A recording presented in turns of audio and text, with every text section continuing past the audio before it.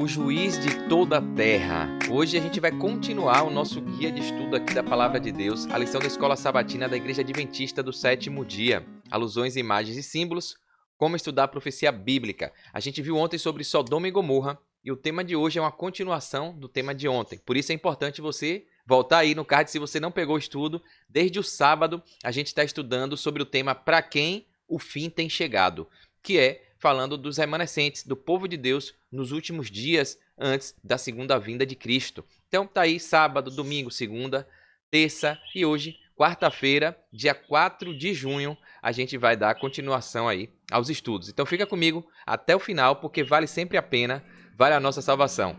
Logo após a vinheta.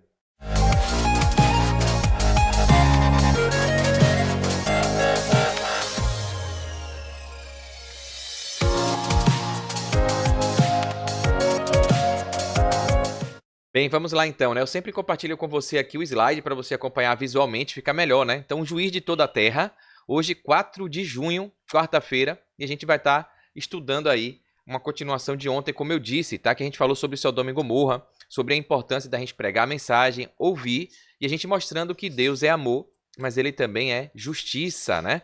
Então, aqui o professor Gilberto Brasiliano, do Lição Fácil, eu gosto muito dos estudos que ele faz, e aí trago para complementar aqui. Olha como ele fez uma introdução para o estudo de hoje, a visita do juiz celestial a Abraão. Aí fala que um pouquinho antes da destruição de Sodoma e Gomorra, né? Certa ocasião, anjos visitaram Abraão nas planícies de Manre, onde ele habitava com Sara e os seus cooperadores. Então a Bíblia diz, e o relato aqui do estudo do guia, diz que foi um pouquinho antes da destruição de Sodoma e Gomorra. Ali os anjos, né, e Deus ficaram conversando com Abraão sobre a sua descendência, da qual viria o Messias. Isso tudo para que se cumprissem as palavras de Deus, né? Que diz, em ti serão benditas todas as famílias da terra através do Messias. Nessa conversa, Deus confirmou a promessa de que Abraão e Sara teriam um filho, teriam a posse da terra de Canaã, que seria dada aos seus descendentes, e o Messias viria no futuro dessa descendência, como confirma o apóstolo Paulo nas palavras ditas em Gálatas, capítulo 3, verso 16, tá bom? Então, tá lá assim, ó. Ora, as promessas foram feitas a Abraão e a sua descendência. Aqui no singular, né? E a sua descendência. Não diz e as descendências, como falando de muitos, mas de uma só pessoa. E aí a referência, o estudo, mostra que a descendência citada aqui é Cristo Jesus, né? Quando essa conversa com muitas promessas foi feita, o assunto se voltou para um problema grave que Deus queria resolver ali, a destruição de Sodoma e Gomorra, né, que estavam condenadas por causa dos muitos pecados cometidos, por causa da imoralidade e do desprezo a Deus. Foi o que a gente viu no estudo de ontem, né? Então o guia traz aqui uma pergunta número 5 da semana, né? Leia Gênesis capítulo 18, versos 17 a 32. O texto é bem grandinho, então dá um pause aí. Leia, pega a sua Bíblia para você ler. É importante ler o texto, folhear, né? Porque aí Deus vai falar com você, você vai aprender. Quanto mais pratica, melhor, vai ficar fácil entender e folhear a Bíblia aí, tá bom? Número grande é o capítulo, número pequeno é o versículo aqui. Antes do 2 pontos é o capítulo 18 e depois tem aqui o verso 17. O hífen significa até o 32, então do 17 ao 32. O que aprendemos com esse texto sobre o caráter de Deus e a maneira pela qual ele planeja lidar com o mal? Então é isso que a gente vai ver aí. Responde rapidinho. Tem tudo a ver com o que a gente viu ontem. Só com a lição de ontem já dá para a gente responder isso aqui, né? Então dá uma lida aí, responde e acompanha aqui o restante, tá bom? Então aqui eu não vou ler tudo porque é muito grande o texto para o vídeo não ficar muito longo, né? Então o Senhor disse, esconderei de Abraão o que estou para fazer? Não há questionamento, né? Será que eu vou esconder de Abraão, meu servo fiel ali, do que eu vou fazer? Então Abraão será o pai de uma grande nação e poderosa nação, e por meio dele todas as nações da terra serão abençoadas. Pois eu o escolhi para que ordene aos seus filhos e aos seus descendentes que se conservem no caminho do Senhor, fazendo o que é justo e direito, para que o Senhor faça vir a Abraão o que lhe prometeu. Disse-lhe, pois, o Senhor, as acusações contra Sodoma e Gomorra são tantas e o seu pecado é tão grave que descerei para ver se o que eles têm feito corresponde ao que têm ouvido, senão eu saberei. E aí fala dos anjos partindo, indo para Sodoma, vendo tudo ali. Abraão permaneceu com Deus e aí vem a conversa que a gente viu ontem, né? Abraão chega ali, o Senhor vai matar o justo com o ímpio. E aí ele vem, e se tiver 50, se tiver 30, se tiver 20, se tiver 10. E aí a gente vê o desfecho, Deus falando aqui que vai, por amor aos 10 eu não destruirei, tá bom? Então esse contexto todo aí, a narrativa que a gente viu ontem. Aqui o professor Gilberto Brasiliano, elabora melhor a pergunta, tem o texto todo de novo aqui e a resposta. Então, diante da conversa de Abraão com Deus para poupar cidades condenadas, o que a gente aprende sobre o amor de Deus e como ele lida com o mal? Então a gente vê claramente nessa experiência que Deus é justo e compassivo quando trata com os pecadores. Ele ama o pecador, apesar de odiar o pecado. Como fez com Ló, né, dando ali a chance de salvação, ele livra os justos, mas castiga os injustos que o rejeitam conscientemente. As pessoas que decidem usar o livre-arbítrio de forma errada para desobedecer a Deus. Então, ele é justiça, né? Então, ele dá aí a punição. Esse comentário aqui é interessante do professor Gilberto Brasiliano. Ele coloca aqui, ó, é interessante esse episódio da conversa de Deus com Abraão. Ele disse, eu vou ocultar de Abraão o que vou fazer nas cidades da planície. Foi o que a gente viu ali no texto. E de repente, quando os anjos se dirigem a Sodoma, Abraão se lembra de Ló, seu sobrinho que morava em Sodoma. E foi aí que Abraão começou a argumentar com Deus sobre os juízos que cairiam sobre as cidades. Naquela conversa, a justiça e o amor de Deus se revelaram. Deus mostrou para Abraão o amor pela humanidade com Jesus, seu descendente que abençoaria as famílias da terra. E mostrou a justiça sobre aqueles que desprezaram a Deus. Mostrou amor salvando Ló e a sua família, e mostrou justiça ao destruir o povo ímpio das duas cidades ali. Então é muito tranquilo a gente ver esse equilíbrio de Deus, né? Deus é amor, é misericórdia, mas ele é verdade, ele é santidade, e a santidade não habita o mal, não habita o pecado. Ele é justo, né? Aqui no guia traz o seguinte, ó, eu coloquei aqui, Deus é justo ao lidar com os pecadores, ele sabe lidar com o justo e punir o injusto, o ímpio, né? Deus não deve explicações, isso é importante a gente saber, Deus é soberano, é rei. Mas ele escolhe revelar seus planos e motivações para nós, a raça humana caída. Ele nos ama tanto, né? Deu o seu livre-arbítrio para a gente e criou a gente a imagem e semelhança dele para ser governantes aqui nessa terra. A Bíblia deixa isso claro. E ele, tipo, mesmo sem dever nada, ele faz questão de participar, de ser transparente, né? Não é um governo ditador, ele é um governo democrático, né? Então, como escreveu Amós, certamente o Senhor Deus não fará coisa alguma sem primeiro revelar o seu segredo aos seus servos, os profetas. Amós 3, verso 7. E aqui a gente vê o autor do guia falando que antes de Deus destruir Sodoma e Gomorra, ele declarou que a única coisa certa a fazer seria informar Abraão sobre o que estava prestes a acontecer, dizendo o que ele iria testemunhar em breve. E aqui o estudo vem fazendo uma analogia, um paralelo, na verdade, com o que a gente vê da profecia. A gente está estudando isso, né? Alusões, imagens e símbolos, dicas no passado, no Antigo Testamento, conceitos, fundamentos para mostrar o que vai acontecer de novo no futuro, no nosso tempo. Para quem o fim tem chegado. Deus permaneceu com Abraão enquanto os dois anjos foram à cidade ímpia para chamar os que atenderiam à advertência. Então ainda Deus sempre dando oportunidade. É o que Deus está fazendo comigo e com você quando a gente estuda a palavra de Deus, quando a gente vai na igreja, ouve uma música cristã, vê uma pregação, quando a gente ajuda as pessoas pobres, os necessitados. Então Deus nos usa e o maior beneficiado, como eu já disse aqui em um outro estudo, é a gente. Nada melhor do que ensinar para aprender. É impossível nessa situação aqui dos anjos indo ali para Sodoma e Gomorra, avisar, alertar, a gente não lembrar, não fazer referência aos anjos simbólicos do Apocalipse, as 3 mensagens angélicas, os anjos ali saindo para pregar uma mensagem de advertência nos últimos dias, né? Então falando, guarda os mandamentos, se arrependa, Jesus está voltando. Então é isso que os anjos foram fazer ali em Sodoma, e o povo mesmo assim não creu. E será que o povo hoje, nesse mundo nosso pós-moderno, está crendo? É isso que a gente está vendo aqui, a história se repetindo, a mesma novela, o ser humano desde o Éden, né, se afastando, mas pela misericórdia de Deus, pela graça em Jesus, sempre tem os remanescentes, sempre tem os fiéis, os pecadores que se arrependem e que buscam, mesmo na sua imperfeição, seguir a Deus, seguir a Cristo, né? Que eu e você estejamos sempre nesse lado aí. Então aqui o guia é impossível não pensar nos anjos simbólicos do Apocalipse que realizam a mesma tarefa nos últimos dias, chamando o povo de Deus que vive em Babilônia para sair dela, conforme está em Apocalipse 14, no verso 6 a 12. A gente já estudou isso há alguns dias aqui, né? Apocalipse capítulo 14, e no capítulo 18, do verso 1 ao 4.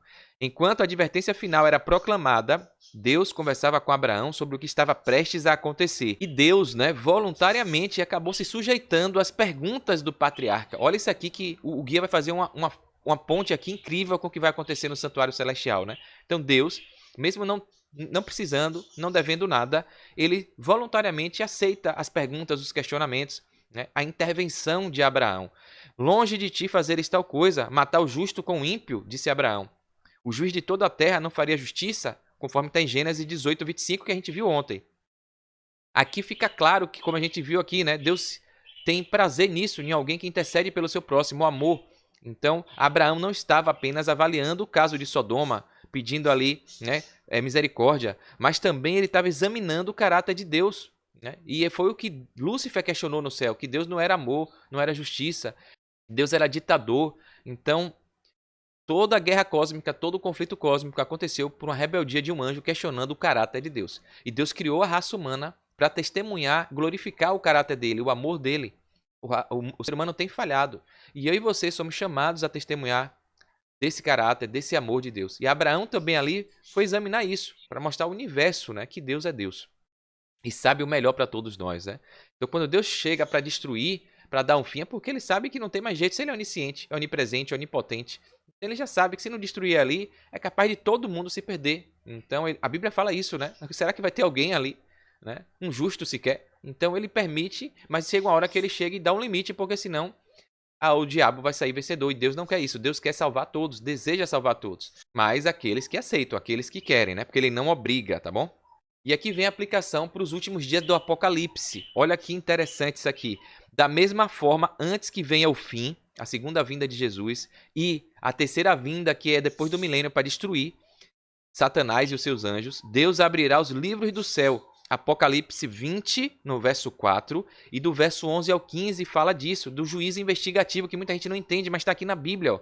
Jesus está no céu como sumo sacerdote, a gente já estudou isso, intercedendo, fazendo o que Abraão fez pelo povo de Sodoma.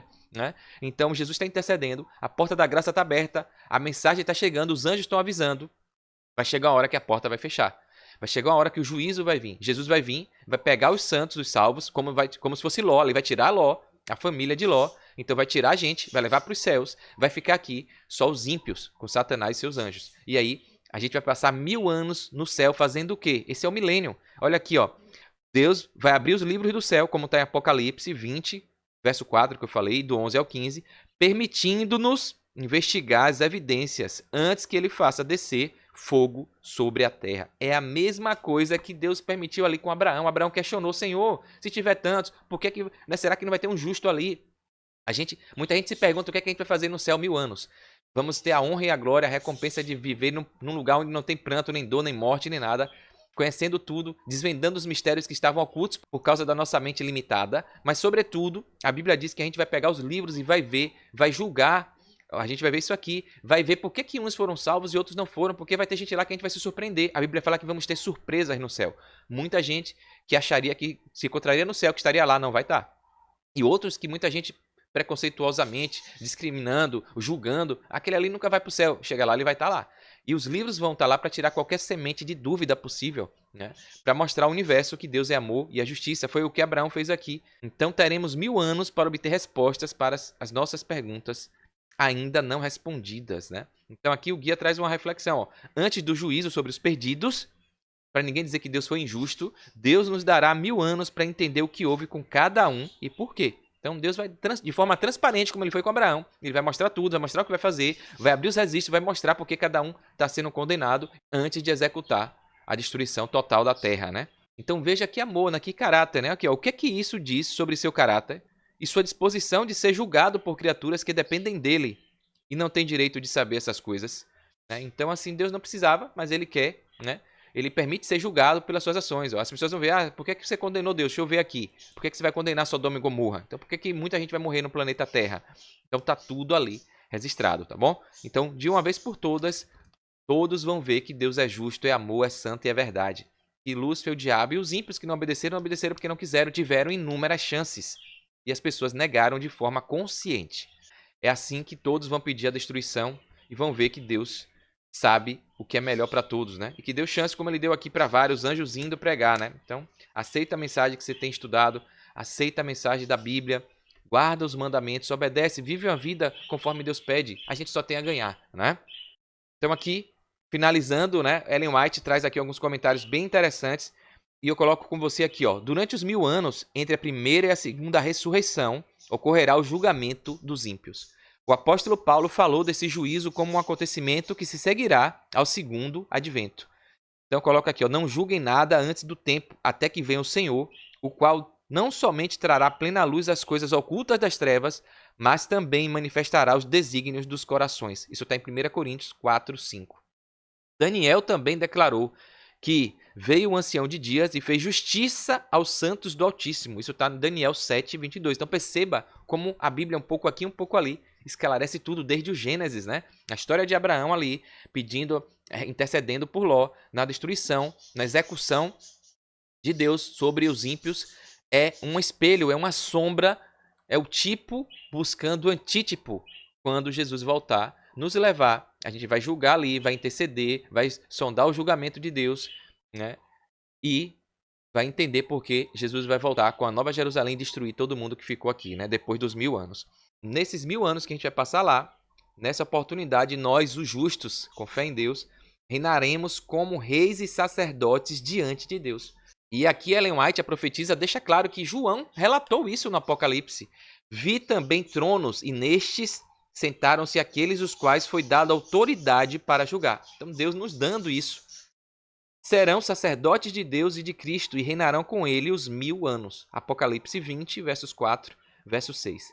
É nesse tempo que, conforme foi predito por Paulo, os santos hão de julgar o mundo. Então está lá em Paulo, olha, Apocalipse, João, Gênesis, 1 Coríntios 6, 2, o apóstolo Paulo, também ratificando essa ideia.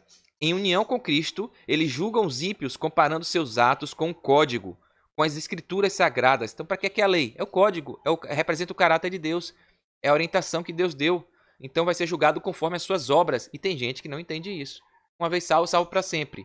A salvação é pela graça, mas se você viver em pecado, a fé sem obras é morta. E a obra é a ação, é o pensamento, é a palavra, é o que você faz, é a sua vida. Então, se nas suas obras você não demonstra que aceitou Jesus, a salvação não vai chegar para você, porque a obra demonstra se você aceitou ou não. Não é a fala que diz. A gente mede as pessoas pelo que faz e não pelo que fala, né? Então, por isso que Jesus pede para a gente viver guardando os mandamentos e testemunhando dele.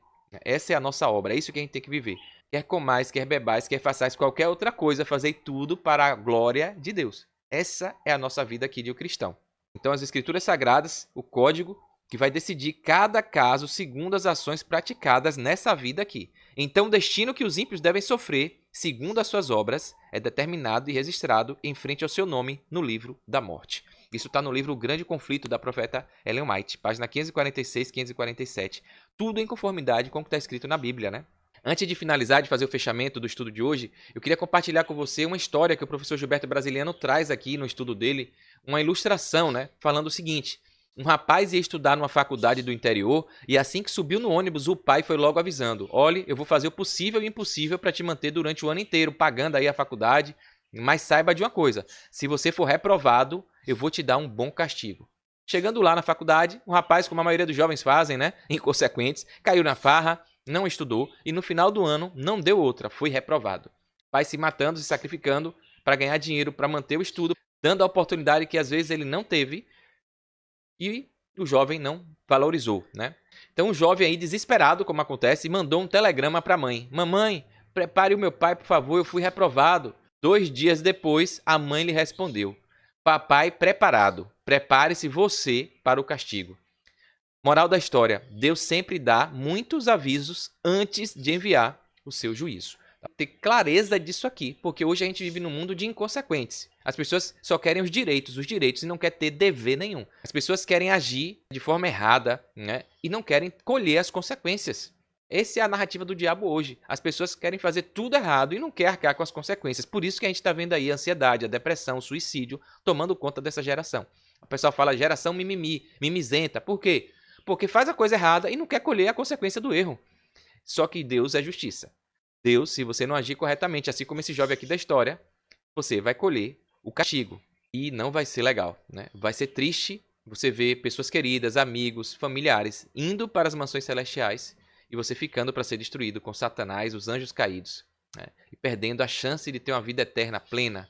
Então pense nisso enquanto ainda dá tempo, né? Essa é a mensagem de advertência que a gente recebe, eu estou passando para você e que nós temos que passar para todos que estão ao nosso redor. Então aqui para finalizar, Ellen White deixa mais um recado para mim e para você. Presta atenção nisso aqui, vamos viver o nosso dia a dia, nos preparando para a volta, porque vai ser como um ladrão, a gente não sabe o dia nem a hora e muitos vão se desesperar. Mas quem estiver preparado, esperando, a gente vai honrar, a gente vai louvar e vai ficar feliz, eufórico para encontrar com Jesus nos ares, né? O Senhor está fazendo a sua obra.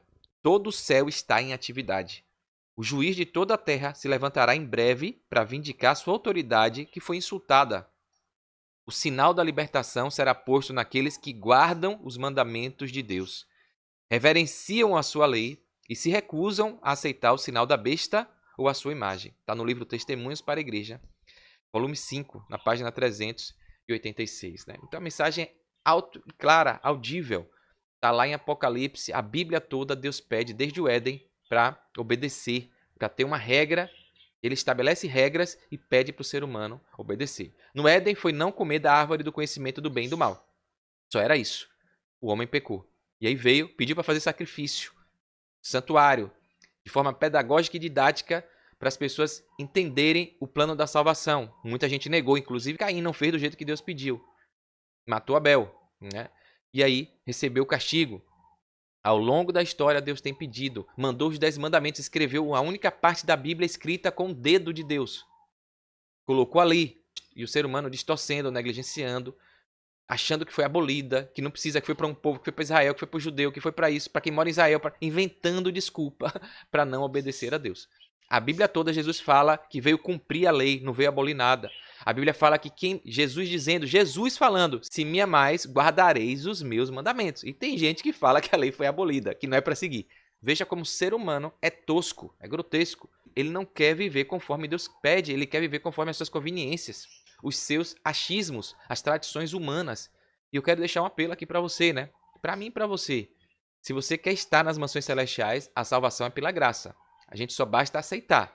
Mas quando a gente aceita, a demonstração dessa aceitação está nas nossas obras. Por isso que Jesus fala, quem crê e for batizado. Batizado é obra, é você demonstrar publicamente que você aceitou. Então, quem tem a oportunidade e tem a chance e diz que aceitou Jesus, a morte, o sacrifício, a graça, deve cumprir essa ordenança. Quem crê e for batizado. Então se batiza. Se você ainda não é batizado, por imersão nas águas, como está na Bíblia, se batiza.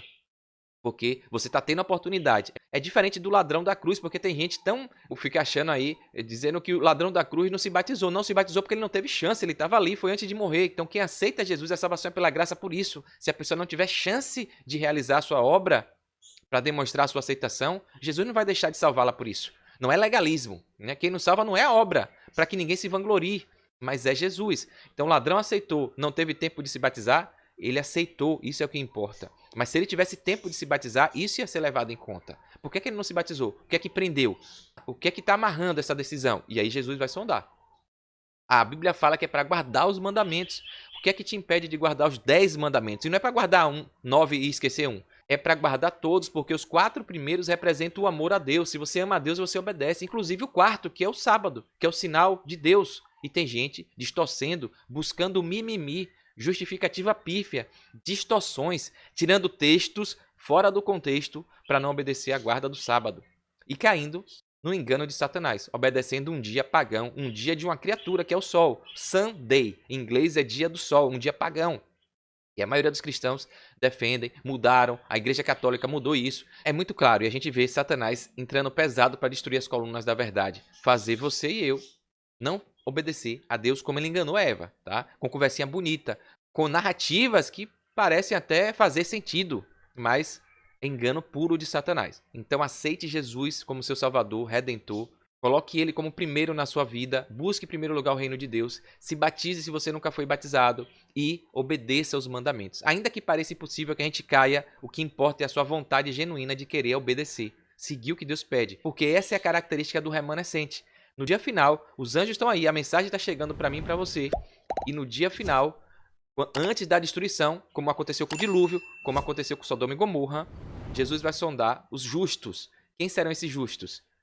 São aqueles que guardam os mandamentos de Deus e testemunham de Jesus. Está na Bíblia. Então, só não enxerga quem não quer, tá bom? Então, que Deus nos abençoe, que na sua infinita misericórdia, Ele nos permita, assim como permitiu a Ló, sair dessa destruição, ser salvos e encontrarmos com ele logo logo, né? Que ele volte logo, permita que Jesus volte logo para nos buscar, tá bom? Então se você gostou, curta aí, comente, se inscreve aqui no canal, porque você vai ganhar 2 presentes, né? Primeiro, receber notificações, avisos sempre que eu postar vídeos aqui no meu canal, tá? De espiritual, de negócio, de investimento, de oportunidades, muita coisa legal. Segundo, você vai ser um pregador, você vai ser um missionário, um duplicador dessa mensagem. Você vai clicando, curtindo, comentando, se inscrevendo, você vai mostrar ao YouTube que esse conteúdo teve importância e o YouTube vai mandar isso para outras pessoas, tá? Então a gente vai ajudar a palavra de Deus a ir mais longe. Conto com você, um forte abraço, sucesso e fique com Deus.